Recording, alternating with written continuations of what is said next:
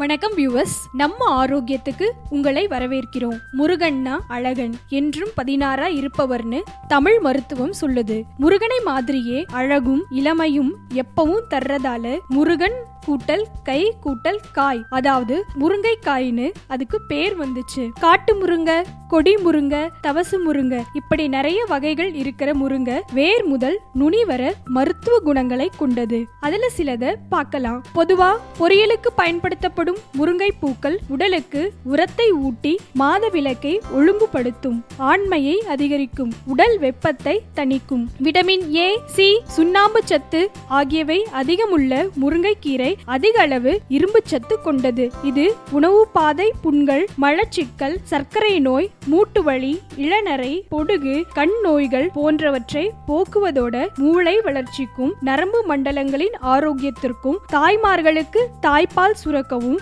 எலும்புகளின் வளர்ச்சிக்கும் உதவுது. தவிர முருங்கை இலை சாரோட சம அளவு எலுமிச்சை சாறு கலந்து காலையில குடிக்க ஆஸ்துமா, நாட்பட்ட இருமல், இரத்த சோகை, நரம்பு தளர்ச்சி, தோலின் வறட்சி குணமாகும். சின்ன வயதிலேயே கண்ணாடி போடுற குழந்தைங்க தூங்குறதுக்கு முன்னாடி முருங்கைக்கீரை சாறும் தேன் கலந்தும் கொடுத்தா பார்வை கூர்மையாகும். முருங்கை விதையை பொடிச்சு தேன் கலந்து காலை மாலை சாப்பிட தாம்பத்திய உறவின் போது விந்து முந்துதலை தடுக்கும். உடல் வெப்பம் அதிகரிச்சு பால்வினை நோயால நீர்த்து ஒழுகும் விந்துவை கெட்டிப்படுத்தும். நாய், பூனை போன்ற விலங்குகள் கடிச்சவுடன் முருங்கை கீரையோடு 2 பல் பூண்டு, கொஞ்சம் மஞ்சள், உப்பு, மிளகு சேர்த்து அரைச்சு உள்ளுக்கு சாப்பிடுறதாலையும் கடிப்பட்ட இடத்துல தடவினாலும் நஞ்சு முறியும், புண்ணும் ஆறிடும். முருங்கை பட்டையை இடிச்சு சாறு எடுத்து அதோட குப்பை மேனி சாறு சேர்த்து தேங்காய் எண்ணெயிலிட்டு காய்ச்சி சொறி, சிரங்கு, கரப்பான் ஆகிய நோய்கள் மீது பூசி வர விரைவில் குணமாகும். தவிர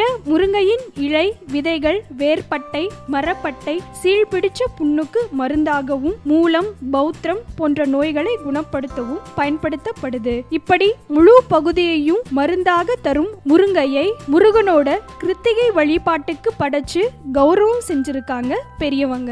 இன்னும் இந்த மாதிரி ஆரோக்கியம் சம்பந்தமான குறிப்புகளை தெரிஞ்சுக்க மறக்காம நம்ம ஆரோக்கியம் சேனலை சப்ஸ்கிரைப் பண்ணுங்க.